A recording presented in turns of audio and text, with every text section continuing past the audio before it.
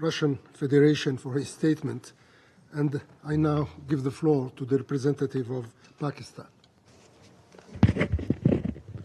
Thank you, Mr. President. Mr. President, first of all, let me thank you, distinguished Foreign Minister, for the initiative to convene this meeting as the Algerian presidency. We also want to welcome warmly the distinguished Secretary General of the Arab League, Ambassador Abdul Gait, and to thank him for his very important and cogent briefing. This has come at a critical time in the Middle East, and we are confident that the Arab League will continue to have an important role in the resolution of the multifaceted challenges that we face today in the Middle East. I would like to also welcome the distinguished Ambassador of Egypt, which is the host country of the League of Arab States, Egypt, which has played a critical role together with Qatar and the United States in achieving the Gaza ceasefire. Mr. President, while the primary responsibility for the maintenance of international peace and security remains with the United Nations Security Council, regional organizations working under the framework of Chapter 8 of the Charter can complement and supplement the Council's role. Their role has been increasing, particularly in the promotion of peacemaking and peace building in recent years. The League of the Arab States, one of the oldest and most prominent regional organizations, has worked consistently to advance peace, security, and development in the Arab world. Its efforts in conflict resolution, humanitarian assistance, and promoting dialogue have been pivotal in addressing regional crises. Pakistan values its historic and deep-rooted ties with the Arab world, which is based in shared faith, history, and values. We strongly support the League of Arab States' efforts to resolve regional conflicts, foster dialogue, and promote peaceful dispute resolution. A key priority for Pakistan is the resolution of long-standing and festering disputes, particularly those which arise from foreign occupation and the denial of self-determination, such as in Palestine, as well as in Jammu and Kashmir.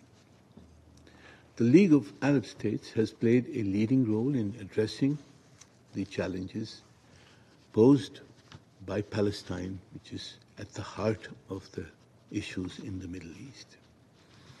We have been concerned that following the welcome Gaza ceasefire, we are now witnessing intensified Israeli violence on the West Bank, and particularly in Jenin at present.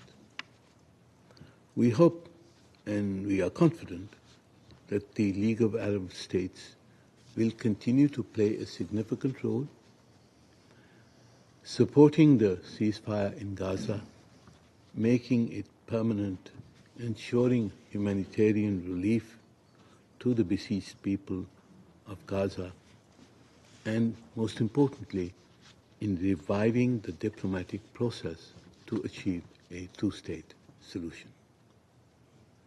The League of Arab States will also, no doubt, play a helpful role in stabilizing the situations in Lebanon, Syria, Sudan, and Somalia. Mr. President, strengthening cooperation between the Security Council, the United Nations, and the League of Arab States will be essential also to address other systemic issues that we face, such as terrorism, organized crime, developmental challenges, and climate change. Effective partnerships can address capacity gaps and secure the implementation of sustainable financing. And perhaps we could draw lessons from the collaboration that has been advanced between the United Nations and the African Union. We also encourage the League of Arab States to enhance engagement with other regional and cross-regional organizations, such as the Organization of Islamic Cooperation, the OIC, the Economic Cooperation Organization, ECO, and ASEAN. In this context, Pakistan welcomes the establishment of the AU Arab League OIC Trilateral Commission. Mr. President, let me assure our colleagues from the Arab League and the Muslim world that Pakistan will work with them in tandem to address the many challenges which we face in common in the Arab and Muslim world. Thank you. I thank the representative of Pakistan for his statement, and I now give the floor to the representative of Panama. Gracias. Thank you, Mr. President. Panama is grateful to the Presidency for convening this meeting, and we thank the distinguished briefers, the Secretary, the ASG for the Middle East, Asia, and the Pacific, Mr. Khaled Khiari, and the Secretary General of the Arab League, Mr. Ahmed Abul Gate. We thank them for their very valuable comments. The relationship between the United Nations and the League of Arab States is a clear example of the value of multilateral cooperation in addressing common challenges and in crafting sustainable solutions for international peace and security. We also welcome the presence here and the participation of the distinguished delegation of Egypt, and we congratulate them for their participation, and along with the United States and Qatar, we thank them for their efforts to arrive at a ceasefire. Over the years, this cooperation has evolved considerably through agreements and mechanisms which have bolstered institutional ties and facilitated coordinated action in priority areas. The creation of the UN Liaison Office with the League of Arab States in Cairo in 2019 provided a direct channel for dialogue and strategic collaboration.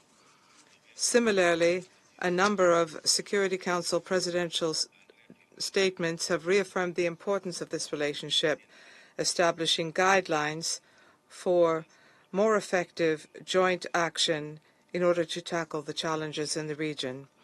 Currently, the Arab region is facing a series of interconnected challenges impacting peace, stability, and sustainable development.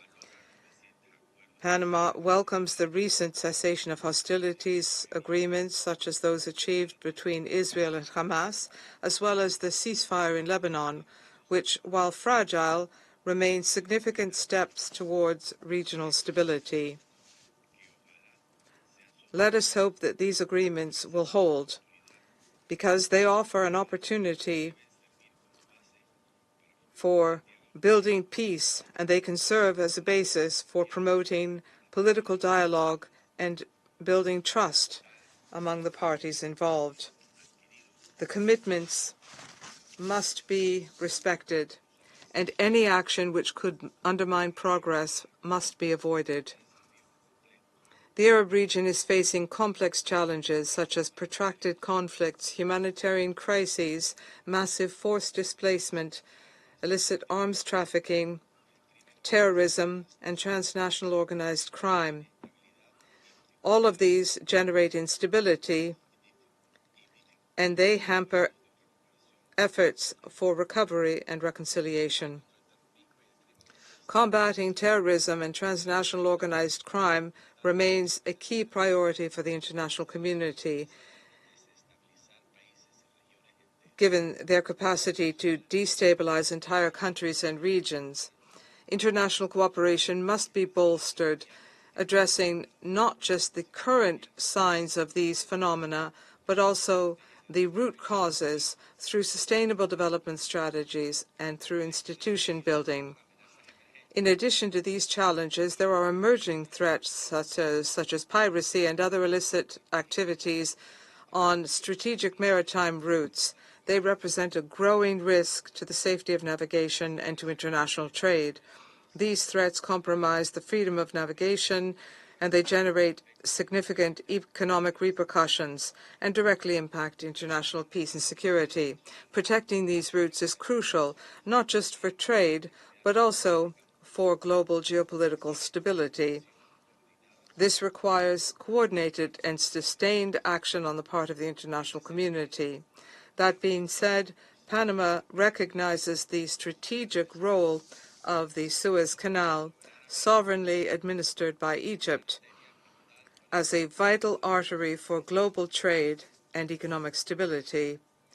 Together with the Panama Canal, whose sovereign administration falls to our country, these maritime routes facilitate safe and efficient transit of essential goods, bolstering global maritime connectivity and ensuring resilience in international supply chains.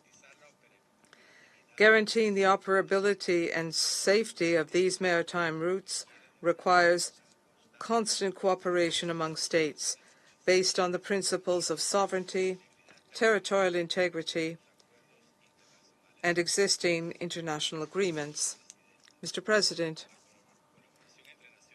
cooperation between the United Nations and the League of Arab States is crucial so that progress can take root. We must adopt a coordinated, inclusive, and results-oriented approach, enabling us to address current challenges holistically and to build a safer and more sustainable future for the region and the world. In this context, Panama believes it is essential to focus our efforts on the following priority areas. Firstly, prevent conflicts and ensure peace building by bolstering mediation and political dialogue. 2, guaranteeing an effective humanitarian response and the protection of civilians by optimizing coordination between UN agencies and the LAS to ensure the timely delivery of assistance to the most vulnerable people impacted by conflict. Third, combat terrorism and transnational organized crime, bolstering international cooperation to prevent violent extremism and improve national and regional capacities and break up illicit financial networks. Fourth, promote sustainable development and climate resilience by implementing comprehensive strategies to address challenges such as desertification, water shortages, and food insecurity in line with Agenda 2030 for Sustainable Development, the Paris Agreement on Climate Change, and the UN Convention to combat desertification. Moreover, the implementation of the Sendai pathway for disaster risk reduction is essential in order to bolster our ability to respond to extreme climate phenomena in the region. Fifth, promote the inclusion of youth and women, ensuring their significant, meaningful participation in the peace and development processes. Sixth, strengthen institutions and technological cooperation by promoting modernization of governmental structures and digital innovation. Mr. President, Panama greatly values our historic relationship with Arab countries, rooted in mutual respect, cooperation, and a shared commitment to values such as development and prosperity. The Arab region, throughout its lengthy history, has made a significant contribution to the advancement of humanity in a number of spheres, and Panama recognizes its potential to continue playing a key role in building a more peaceful and prosperous future. We reiterate our readiness to continue to bolster these ties of friendship and cooperation, reaffirming our conviction that stability and peace in the region are essential for global well-being. In this framework of cooperation and mutual understanding, the relationship between the United Nations and the League of Arab States is evidence of the power of multilateralism to address shared challenges and to forge sustainable solutions. We urge the international community to redouble efforts in support of these processes, convinced that dialogue and joint action are essential for peace building and for securing stability in the region. As an Arab proverb goes, you cannot applaud with just one hand. This reminds us that it is only through unity and cooperation that we can build a safer and fairer world for everyone. Panama reaffirms its commitment to work together with members of this Council and the international community to improve that relationship and to promote sustainable development, peace, and security in the Arab region. Thank you. I thank the representative of Panama for his statement, and I now give the floor to the representative of Denmark. Thank you, Mr. President.